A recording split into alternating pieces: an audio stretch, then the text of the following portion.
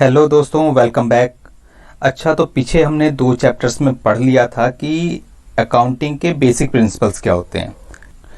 हमने पढ़ा था कि अकाउंटिंग ट्रांजैक्शंस क्या होती हैं, इसको हम आइडेंटिफाई कैसे कर सकते हैं, एनालाइजिंग कैसे कर सकते हैं, इनका क्लासिफिकेशन कैसे होता है, समराइजिंग कैसे होती है, प्रेजेंटेशन कैसे करते हैं, और जो यूज़र्स हैं उनको किस तरीके से कम्युनिकेट किया जाता है। ठीक है, तो अब इस चैप्टर में हम पढ़ेंगे कि इनकी अकाउंटिंग कैसे होती है। तो जनरल अकाउंटिंग पढ़ेंगे। ये जो है अब प्रैक्टिकल यहाँ से शुरू होता है आपका, कि अब तक तो हमने थ्योरी पढ़ी कि हम इसे प्रेजेंट कैसे करते हैं। अब बुक्स में हम इसे प्रेजेंट कैसे करेंगे, ठीक है, इनकी बुक्स कैसे बनाएंगे, बुक्स ऑफ अकाउंट्स में किस तरीके से प्रेजेंटेशन की जाएगी, अकाउंटिंग कैसे करेंगे, इनकी एंट्रीज कैसे करेंगे। ठीक है, तो आइए इन्हें समझते हैं। देखिए, इसमें सबसे इंपॉर्टेंट जो होता है वो होता है जनरल अकाउंटिंग। तो इसमें 2 चीज़ें आती हैं, एक तो आती है जनरल, ठीक है, और एक आता है लेज़र। तो जनरल और लेज़र में फ़र्क क्या है, जनरल क्या होता है और लेज़र क्या होते हैं, तो इन चीज़ों को यहाँ पर समझना है। ये सबसे इंपॉर्टेंट और बेसिक चीज़ है प्रैक्टिकल अकाउंटिंग की। तो ये चीज़ें आपको समझना बहुत ज़रूरी है। अगर आप इसे समझ गए तो फिर आपके लिए पूरी अकाउंटिंग बहुत ईजी हो जाएगी। ठीक है, तो इस पर आप ध्यान रखना कि जनरल और लेज़र को अच्छी तरह से समझें। देखिए, जो जनरल जो होता है ना, वो बेसिक अकाउंटिंग प्रोसेस है। तो बेसिक है, सबसे जो बेसिक चीज़ है कि अकाउंटिंग की शुरुआत जो होती है वो जनरल से ही होती है। ठीक है, तो इसमें क्या होता है, सबसे पहले जो पहली एंट्री होती है वो जर्नल में ही होती है। ठीक है, तो इसे कहते हैं basic book of original entry. ठीक है, यानी कि पहली जो एंट्री होगी, फर्स्ट एंट्री जो होती है वो इसी में होती है। ठीक है, और उसके बाद क्या होता है, जब हम इसमें एंट्री कर लेते हैं तो इसके बाद इसकी जो पोस्टिंग होती है वो लेज़र में होती है। ठीक है, तो ये सेकंड स्टेप है लेज़र में। जब लेज़र में अकाउंटिंग होती है, जब लेज़र में पोस्टिंग होगी तो हमारे अकाउंट्स क्रिएट होते हैं। तो posting to individual account in principal books. ठीक है, तो इंडिविजुअल अकाउंट्स में इसकी पोस्टिंग होती है। चलिए, इसे थोड़ा और समझने के लिए एक एग्जाम्पल लेते हैं। जैसे आपने देखा होगा कि आप बैंक में कैश जमा कराने जाते हैं। ठीक है, तो सबसे पहले आप क्या करते हैं, वहाँ पर कैशियर को आप अपना कैश देते हैं। तो कैशियर क्या करता है, तो आप देखते होंगे कैशियर जो वहाँ पर होता है, कैशियर के पास बहुत सारी लाइनें लगी होती हैं, बहुत सारे लोग खड़े होते हैं। तो क्या करता है कैशियर, अपनी एक बुक होती है उसकी, तो वहाँ पर वो लिखता रहता है कि उसे कितना कितना पैसा आया। वहाँ पर वो अकाउंट नंबर लिखेगा, ठीक है, और कितना पैसा आया वो लिख देगा। मान लीजिए 1000 रुपये आए, फिर एक और से 2000 आए, एक से 10,000 आए, तो इस तरीके से वो लिखता चला जाता है कि उसे कितना पैसा मिला। तो ये तो सारा उसके, ये जो अकाउंटिंग हुई ये इंडिविजुअल तो कहीं नहीं की उसने तो बस अकाउंटिंग की, क्या कि उसके पास कितना कैश आया। तो ये जो अकाउंटिंग की उसने, ये हो गया इसका जर्नल। ठीक है, क्योंकि जर्नल अकाउंटिंग है, किसी अकाउंट स्पेसिफिक नहीं की है इसने तो बस किया है कितना कैश आया। अब उसके बाद ये क्या करता है, जैसे वो हर एक के नाम पे अब अकाउंट्स में ट्रांसफ़र करना शुरू करता है। जैसे ए से उसे एक अकाउंट है, ए से उसे 1000 रुपये आए तो उसने 1000 रुपये इसके अकाउंट में डाल दिए। फिर बी से उसे 2000 रुपये आए तो बी का अकाउंट बनाएगा और उसमें वो 2000 रुपये डाल देगा। ठीक है, ये 2000 डाल दिए। फिर सी से 10,000 आए तो इस तरीके से सी का अकाउंट बनेगा और सी में ट्रांसफ़र कर देगा। तो अब यहाँ पर इसने क्या किया, इसने इंडिविजुअल नाम पे अकाउंट्स में ट्रांसफ़र करना शुरू किया। तो ये जो इंडिविजुअल नाम पे उसने ट्रांसफ़र किया, ये बन गया इसका लेज़र। ठीक है, समझ गए ना कि जनरल और लेज़र में क्या फ़र्क है। जनरल तो एक जनरल अकाउंटिंग है, बेसिक है, यानी जब कैश आया तो कहाँ गया, सबसे जनरल में उसने एंट्री की ना, अपने पास एक बुक रखी उसमें उसने एंट्री की, तो ये बेसिक अकाउंट है, ओरिजिनल एंट्री है इसकी। उसके बाद जब उसने इंडिविजुअल अकाउंट में ट्रांसफ़र किया तो लेज़र बन गए, यानी कि अब ए का लेज़र बन गया, लेज़र मतलब ए का अकाउंट। फिर बी का अकाउंट बन गया कि सी का अकाउंट बन गया कि ए के अकाउंट में कितना पैसा है, बी के अकाउंट में कितना पैसा है, सी के अकाउंट में पैसा है कितना है। यहाँ पर तो बताना पॉसिबल नहीं है ना, इतने सारे हैं तो क्या करेगा वो, एक एक को थोड़ा ना जोड़ेगा, नहीं जोड़ सकता ना, इसलिए वो हर एक के इंडिविजुअल अकाउंट में ये कैश ट्रांसफ़र करता है और उनके अकाउंट रेडी हो जाते हैं। और वो जो अकाउंट रेडी होते हैं वो आपकी पासबुक होती है।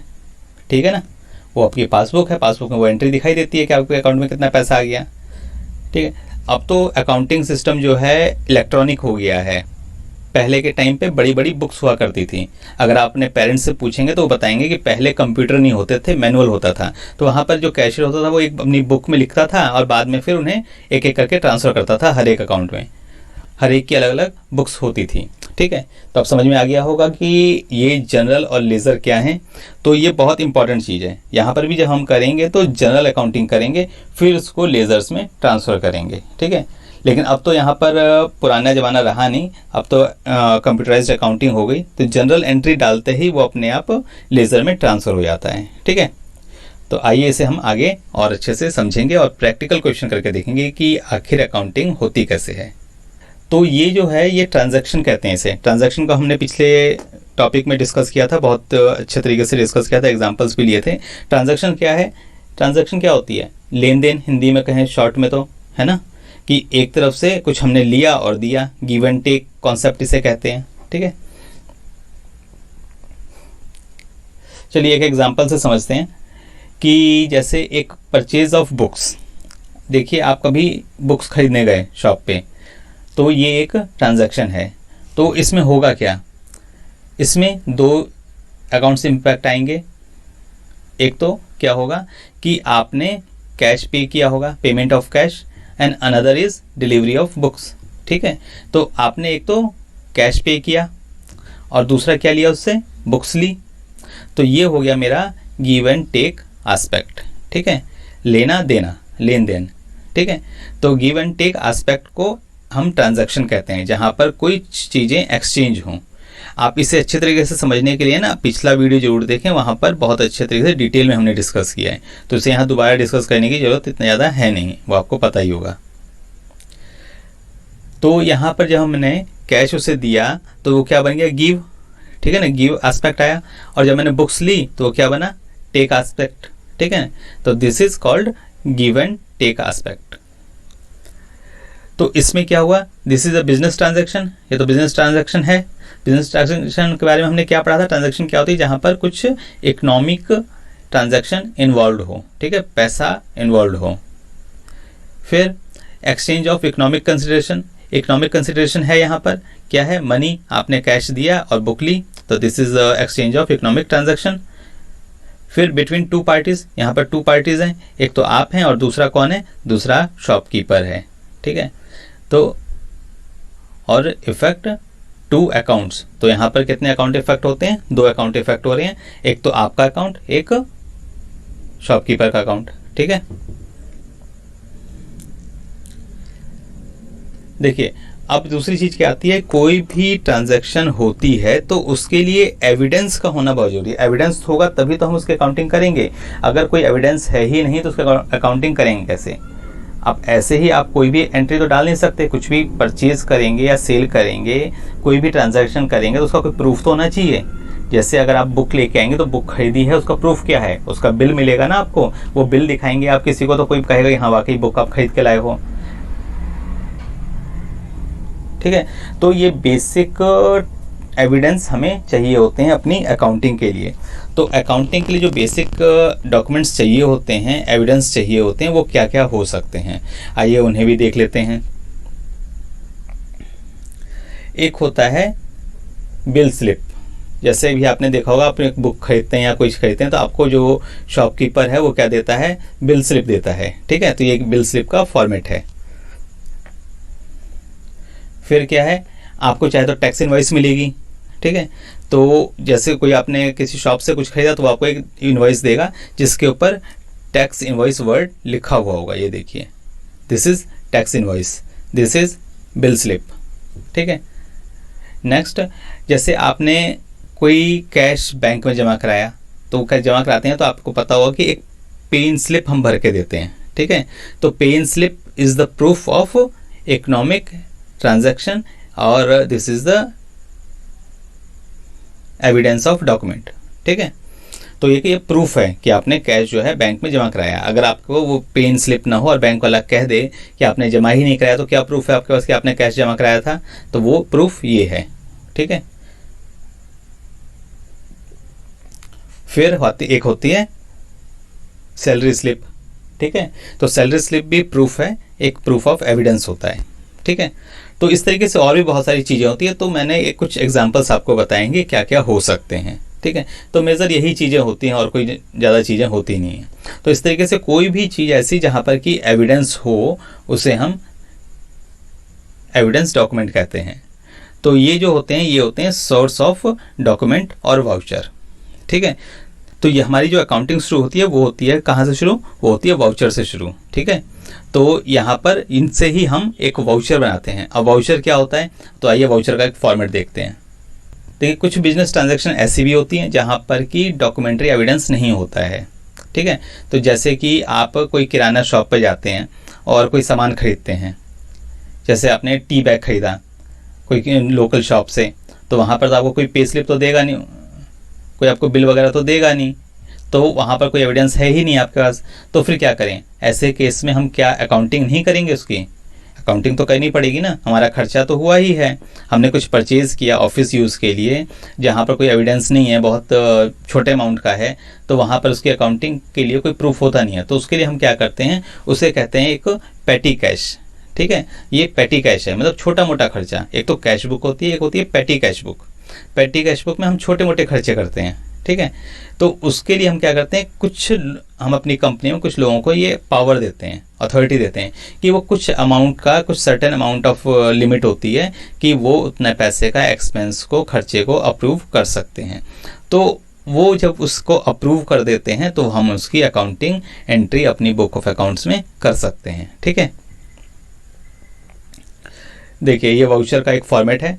अब वाउचर के फॉर्मेट में ये कोई स्टैंडर्ड फॉर्मेट नहीं है, ये एक परफॉर्मा है एक की क्या क्या चीज़ें इसमें होनी चाहिए, लेकिन ये फॉर्मेट का डिज़ाइन जो है आगे पीछे ऊपर नीचे हो सकता है, चेंज हो सकता है। ठीक है, लेकिन मोटा मोटा चीज़ें यही रहती हैं। देखिए सबसे पहले क्या होगा, ट्रांजैक्शन वाउचर, यहाँ पर नाम होना चाहिए, कौन सी कंपनी का है, ABC लिमिटेड। ठीक है, तो नाम होना जरूरी है, तभी तो पता लगेगा ये उस कंपनी का है। कहीं ऐसा ना हो कि दूसरी कंपनी का वाउचर यहाँ चिपका दें हम, तो इसलिए नाम होना जरूरी है। फिर वाउचर नंबर, इनका सीरियल नंबर होना चाहिए 1 2 3 4 इस तरीके से, और एक सीरियल में चलने चाहिए। ये नहीं कि कहीं कोई नंबर आ जाए कहीं कोई नंबर आ जाए, ऐसा नहीं, सीरियल वाइज। फिर यहाँ पर डेट, किस डेट पे वाउचर बन रहा है। फिर डेबिट अमाउंट, क्रेडिट अमाउंट। ठीक है, फिर यहाँ पर अमाउंट आना चाहिए। ठीक है, कितने रुपए का खर्चा है। फिर नरेशन, नरेशन क्या होता है, नरेशन होता है डिस्क्रिप्शन।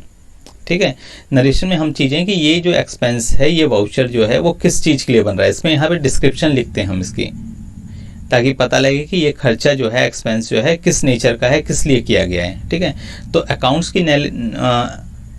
की लैंग्वेज में हम इसे नरेशन कहते हैं, और डिस्क्रिप्शन ही होती है, ये डिटेल ही होती है, बस अकाउंट्स में हम इसे नरेशन वर्ड यूज़ करते हैं।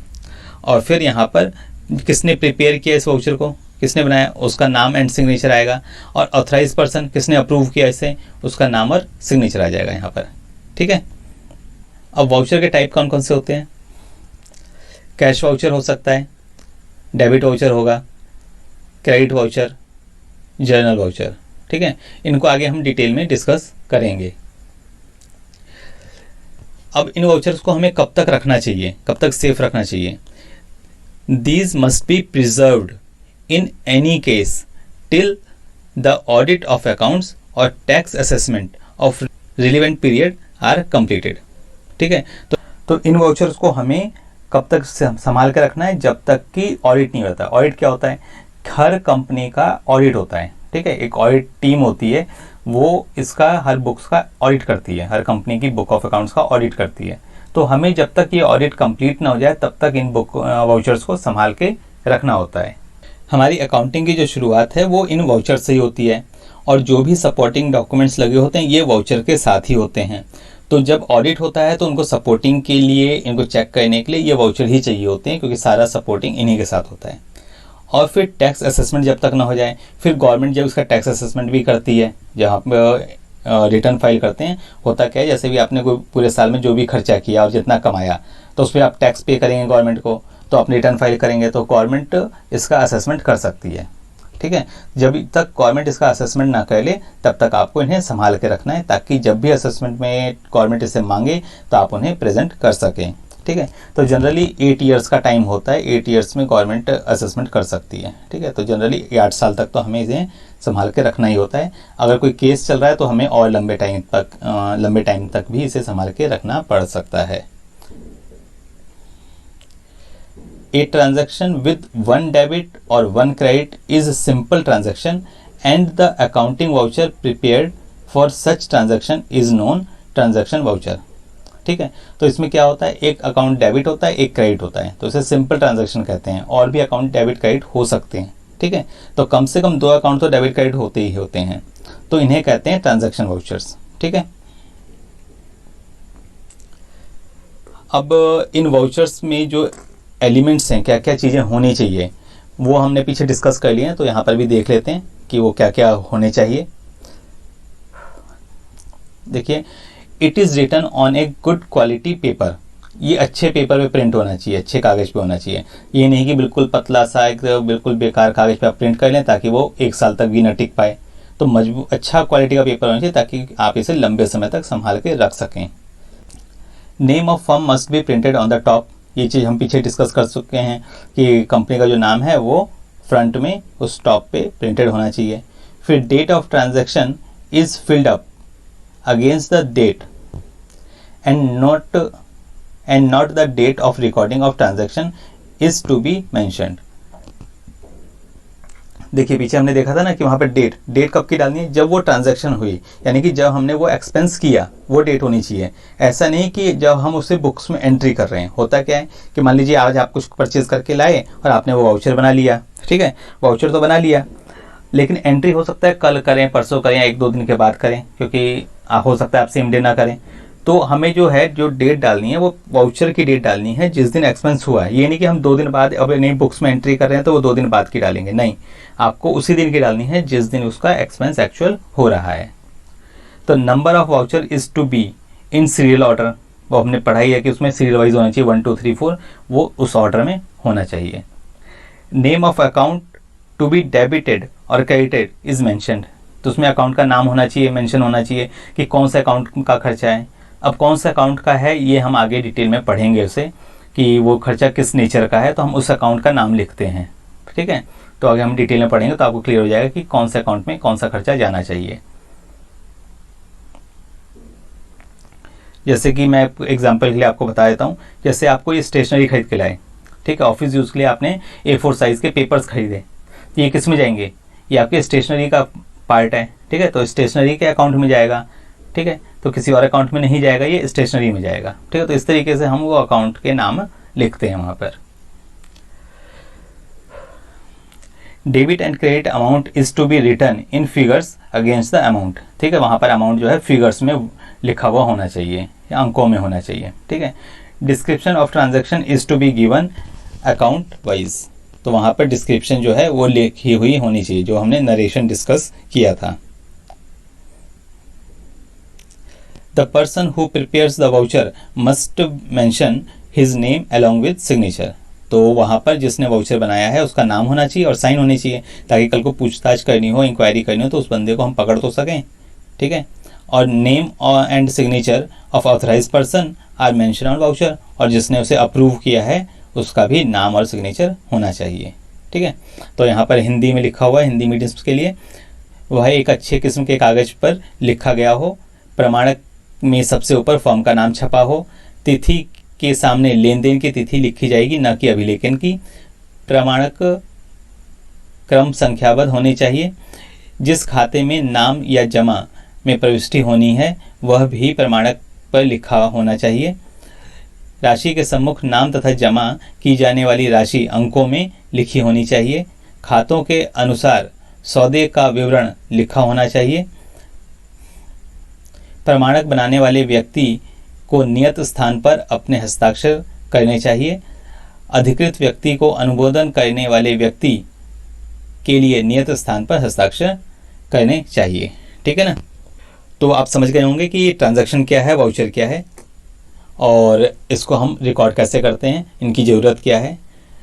इसे समझने में कहीं कोई दिक्कत हो तो आप कमेंट बॉक्स में बता सकते हैं। आगे नेक्स्ट वीडियो में हम इसकी और भी एडवांस लेवल पे चलेंगे और उसमें पढ़ेंगे हम अकाउंटिंग इक्वेशन। ठीक है, तो अकाउंटिंग इक्वेशन बहुत इंपॉर्टेंट चीज़ है जो हमारी पूरी अकाउंटिंग का बेस है। बेसिक अकाउंटिंग मतलब बेसिक इक्वेशन है, जैसे मैथ्स में इक्वेशन होती है वैसे यहाँ पर भी इक्वेशन है, तो उसे हम नेक्स्ट चैप्टर में पढ़ेंगे। ठीक है, तो इसी तरीके से आप इस कोर्स को कंप्लीट करने के लिए हमारे साथ बने रहिए। इसके लिए आपको करना होगा इस चैनल को लाइक, सब्सक्राइब और बेल आइकन को जरूर हिट करें ताकि आपको नोटिफिकेशंस मिलती रहें। तो फिर मिलेंगे नेक्स्ट वीडियो में। Till then good bye.